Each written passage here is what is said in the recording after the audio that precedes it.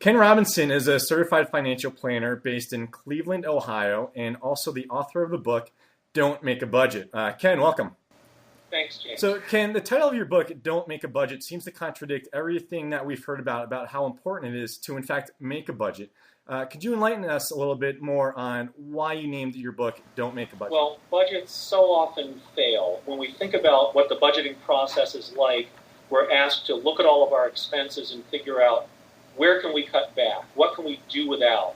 And when we add up all those cutbacks, that's supposed to give us the number that we can save every month. The problem is that sets us up to fail because it's all about deprivation and want. It's about doing without. So our emotions are lined up in opposition to our savings goal.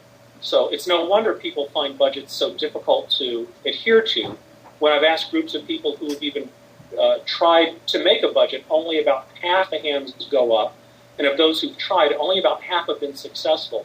Fewer still have enjoyed it. So that's why budgets are so often abandoned. Interesting. So if we're not supposed to make a budget, what should we or what can we do? Well, the best thing to do is to take the budgeting process and turn it on its head instead of looking at our individual cutbacks that we're supposed to make and using that to decide how much we can save.